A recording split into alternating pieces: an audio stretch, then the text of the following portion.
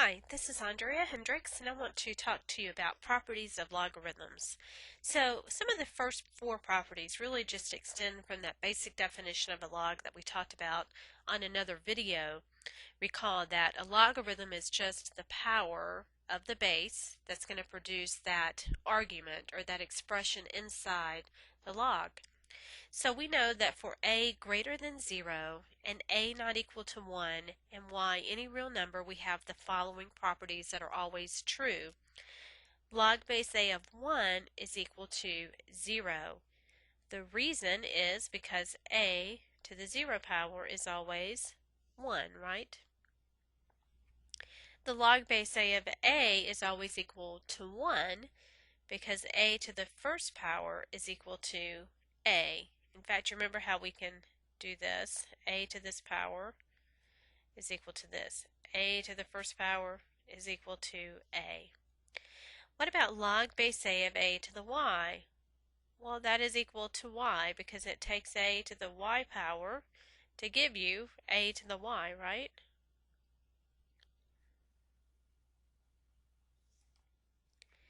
Now, the last one is a little bit of a brain bender, I guess. A to the log base a of y is equal to y. Well, let's talk about why that is true. We know that the log base a of y represents the power of a that will produce y. Okay. So log base a of y represents the exponent or the power of a that's going to produce y. So think about this as just some exponent. We're raising a to that exponent. So by definition we have to get y. And I'll give you some specific examples on the next slide to show you why that's true. But it's really interesting.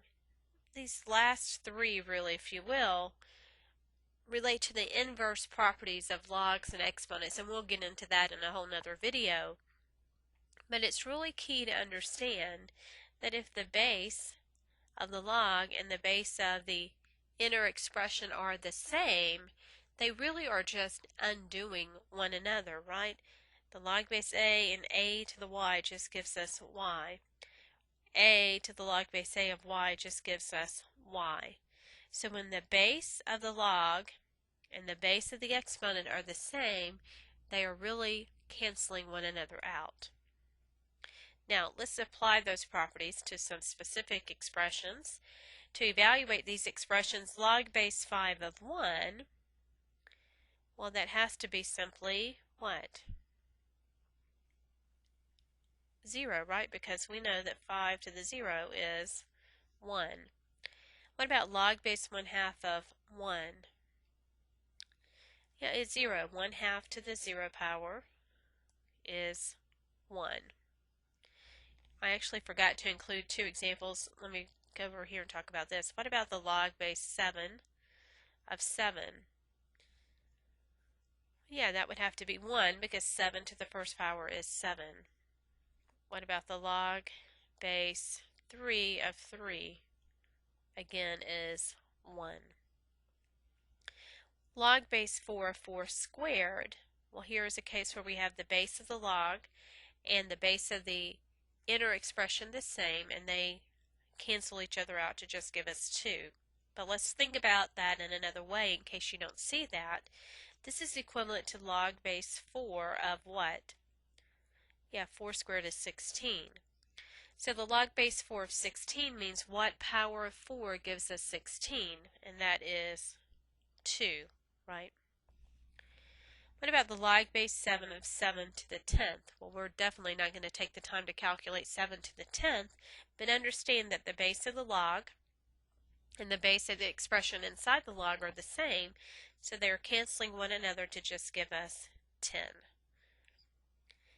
Here's the case of that last property, 3 to the log base 3 of 9.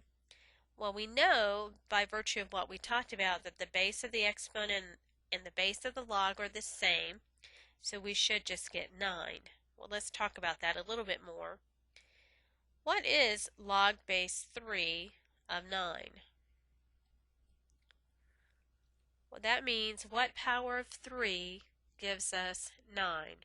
3 to the what power gives us 9? Well, it's 2, right? 3 squared is 9. So then when we raise 3 to the second power, we get 9, right? So we can see that undoing taking place. What about 20 to the log base 20 of 7? Yeah, the 20 is the same in the base, so they cancel each other out to just give us 7. Okay? Let me add in one more just to make sure you understand this. What if I have e to the natural log of 5? What do you think that would be? Yeah, e to the natural log of 5 is just going to be 5, because what is the base of the natural log? Yeah, it is e. So we really have a base of e, and they would cancel each other out to just give you 5. Another one that kind of reviews another property. What about the natural log of e? Okay, right. Natural log is really log base e of e. We talked about that property too. It's just simply 1. Now, we'll go into 3 other important rules: the product rule, the quotient rule, and the power rule. These all stem from the properties of exponents. Do you remember with properties of exponents, if you multiply like bases, x to the m times x to the n, what happens? Yeah, the product rule says we keep the base and add the exponents. So this is saying that the exponent of multiplying like bases is the sum of those powers, right?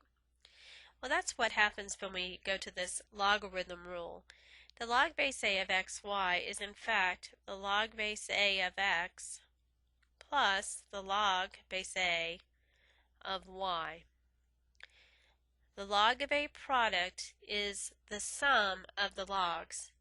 Now you have to keep in mind what log means. A log is really an exponent. So it's really important to remember that the log of an exponent is the sum of those powers. So this is the rule that we would apply here. How does it apply? Like if, for instance, if I have the log base a of 1,000, in fact, let me not make that base a, let's just make that the common log, and I'll show you a specific example here. Well, we know the log base 10, or log of 1,000, is 3, because 10 cubed is 1,000. Well, keep in mind that 1,000 could be written as 10 times 100.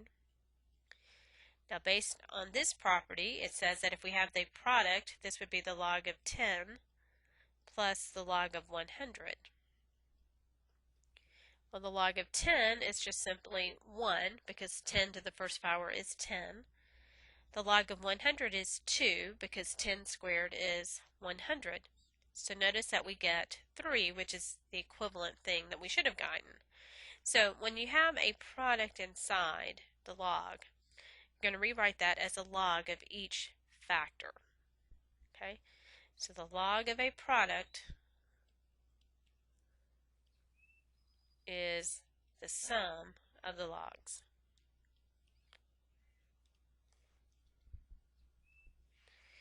What about the log of a quotient? Well, do you remember this, that if you are dividing like bases, x to the m over x to the n, we could rewrite that as x to the m minus n.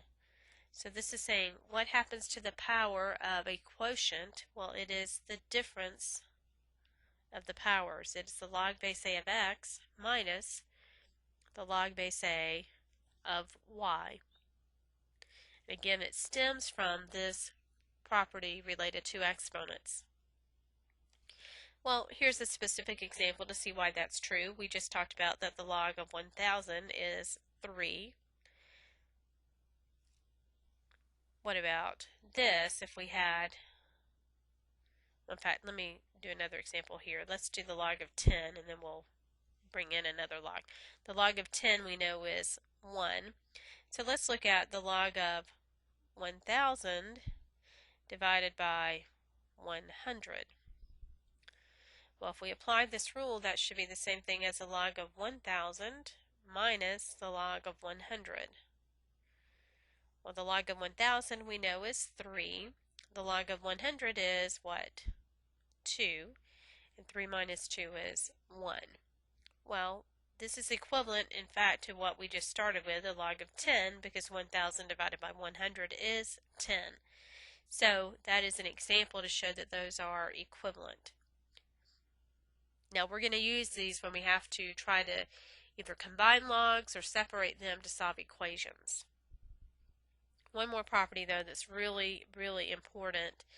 It is the power rule that stems from this property of exponents. Do you remember when you raise a power to a power, you multiply? So how does that rule apply here? The log base a of x to the r, we would have to multiply powers. Well, the power is r. Another power is log base a of x, right? Because that's what that means, is some exponent. Very, very important property. This property allows us to bring an exponent down, and that's going to be very key when we have equations where the variable is in the exponent, and we've got to apply something to bring the exponent down. Well, we could take the log of both sides, and that would bring the exponent down on one of those sides. So really, really important key. Well, here's a way to kind of think about that. Let's look at this. The log of 1,000. In fact, let me not do 1,000. Let's do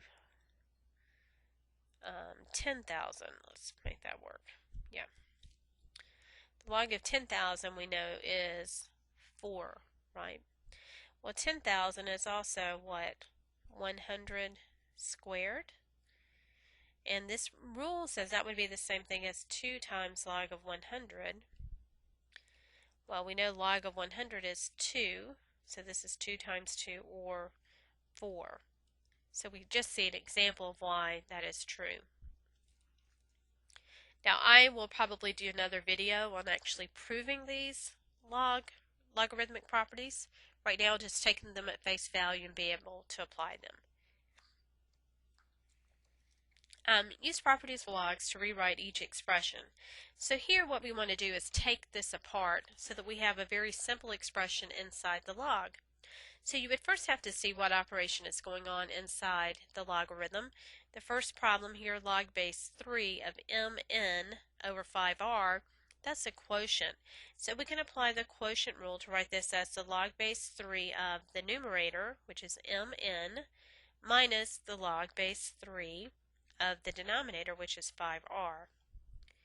Now inside the log we have a product, so we can apply the product rule that says that that's equivalent to the sum of the logs of each factor. So log base 3 of mn is really the log base 3 of m plus the log base 3 of n.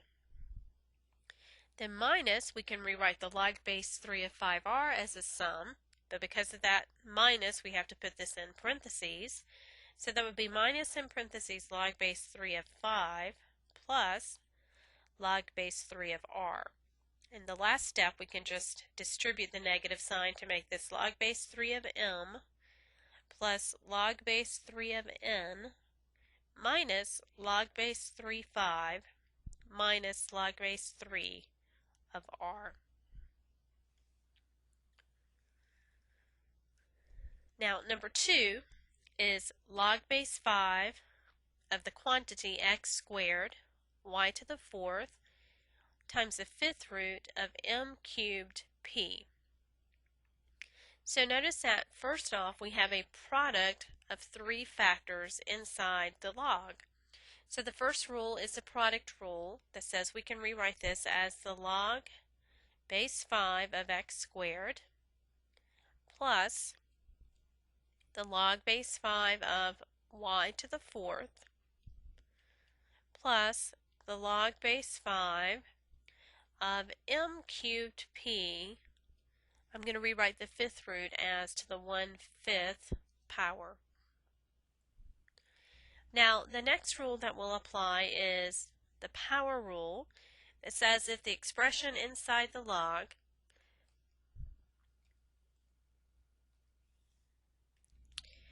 excuse me. The next property to apply is the power rule that says if the expression inside the log has an exponent, we can bring that down. So this would really be 2 times the log base 5 of x plus 4 times the log base 5 of y plus 1/5 times the log base 5 of m cubed p. The first two terms are very simplified. The last term we have a product inside the log, so we've got to apply the product rule one more time. So my first two terms just come down, and then I'd have 1/5 times the quantity log base 5 of m to the third plus log base 5 of p, right? The log of a product is the sum of the logs of those factors. Now I've got another thing I can do. M to the third can use the power rule. So I'd really have 2 log base 5x plus 4 log base 5y plus 1/5 times 3 times log base 5 of m plus I can distribute the 1/5 to the log base 5 of p. So my very simplified form would be 2 log base 5x plus 4 times log base 5 of y plus 3/5 times log base 5 of m plus 1/5 times the log base 5 of p. And that is it. Okay, so we're taking apart by applying all of these properties to rewrite it as logs that are in very simple forms. Now we want to use those properties in reverse to bring a sum or difference of logs back to the log of one single expression. So the way you do this is work from left to right. The first thing you have to do is make sure the logs have a coefficient of 1. If they don't, you've got to apply that power rule. And then you're dealing with sums or differences. So if you have the sum of two logs, log base a of x plus log base a of y can be written as the log base a of the product x times y minus log base a of m. So now we know the difference of logs is a log of the quotient.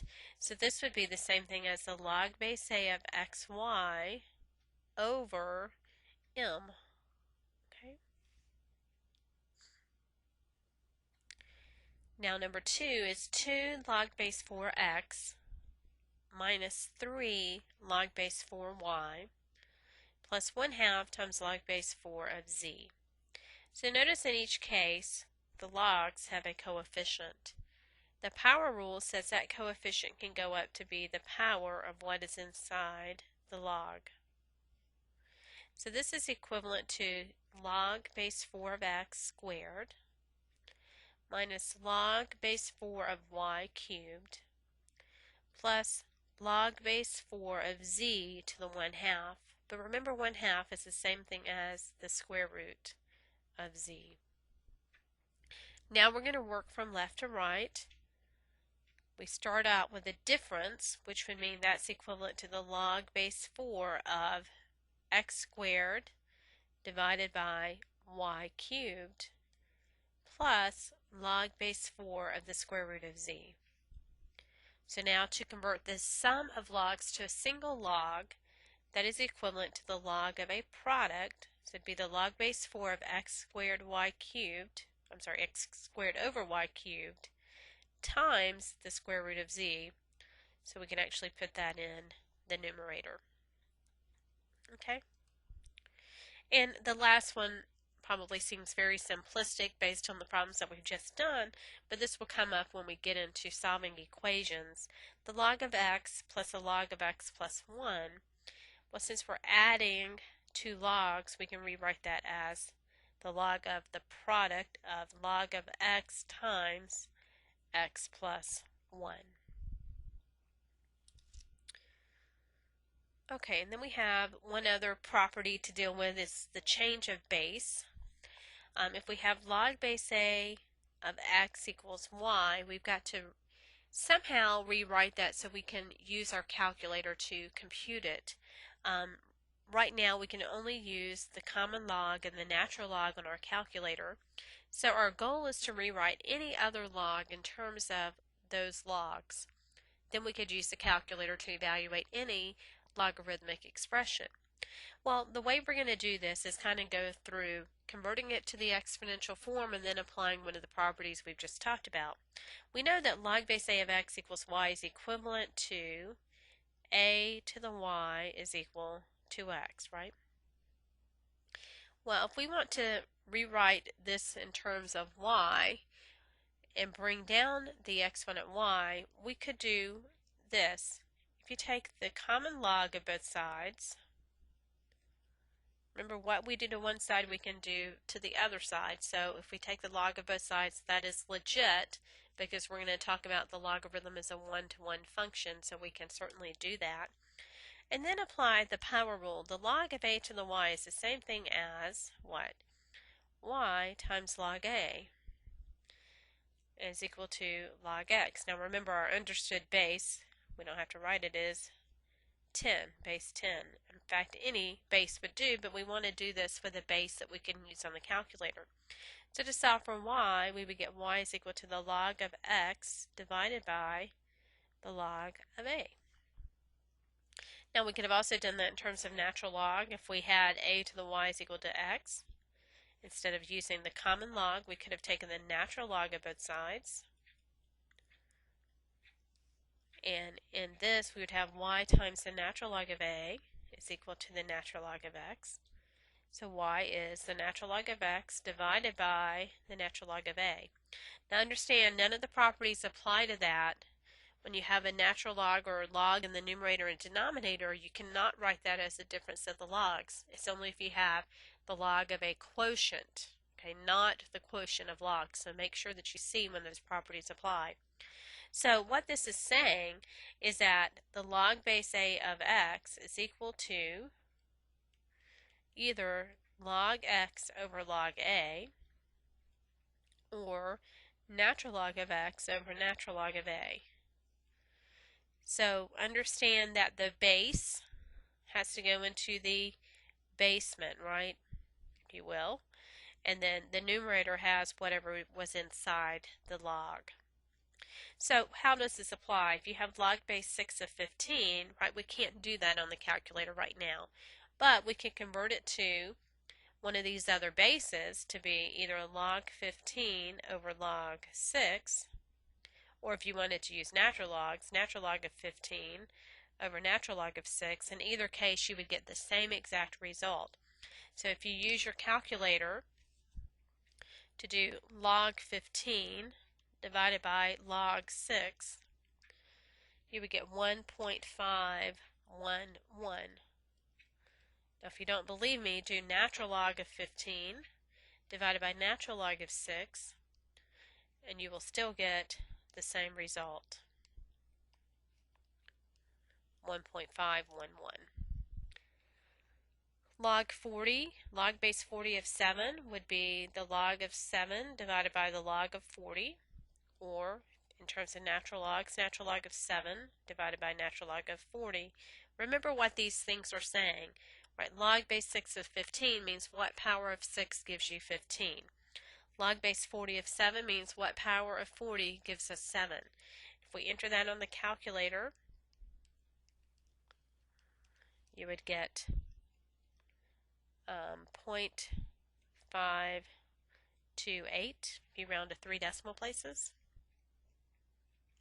Now, this is also going to apply when we get into graphing logarithmic expressions, like for instance, if we wanted to graph y is equal to the log base 2 of x, we can use this change of base formula to rewrite that as the log of x over the log of 2. That is, convert it to the common log so that we can enter that function on the calculator. So just keep that in mind for later uses. Now let me end with one last example. It is an application problem. It's to find the amount of time for $500 to grow to $2,000 if invested at 3% compounded continuously. Well, remember our compounding continuously formula is A is equal to P times E to the RT. Typically, we knew what P was, we knew the interest rate, we knew how long we were going to invest. This time, notice we're looking for our time. We know our principal is 500. Our interest rate is 0.03. We don't know T. We know A is 2,000. So to solve this equation, what we're going to do is divide by 500 first to get the variable on the side by itself. Now, I see a lot of students subtracting 500, but make sure you understand that this is multiplied, so we need to divide through by that. So we would get 4 is equal to E to the 0.03 T. So now we need to apply something to both sides that will bring down the 0.03 T. Anytime you involve the base E, you always want to think natural log, because E and natural log are going to be the opposites of one another. So if we actually apply the natural log of 4 equals the natural log of E to the 0.03 T. Well, remember, what is the base of natural log? Yeah, it's E. And we talked about when the bases are the same, they're canceling each other out to just give us natural log 4 is equal to 0.03 T. Another way to think about that is when we have natural log of E to the 0.03 T, this is also equal to 0.03 T times the natural log of E, right? That exponent comes down. Well, the natural log of E is just simply 1 because E to the first power is E. So that's also another way to think of how we get just 0.03 T. And so what we would do is have natural log of 4 divided by 0.03 is our result. So on the calculator, the natural log of 4 divided by 0.03 is 46.2. To understand what that means, that would mean it would take 46.2 years for $500 to grow to $2,000. Not very encouraging, but keep in mind that's because this account is assuming that you're doing nothing to the account, you're not adding to it, you're just letting that $500 grow by reinvesting the interest earned. So it would take 46 years for it to grow to $2,000. Now we know that's not what typically happens, but mathematically that is the case. Okay, so if you have any questions over these concepts, please don't hesitate to contact me. Properties of logs are pretty important, and they can be confusing. So I'm here to help if you have questions. Thanks. Bye-bye.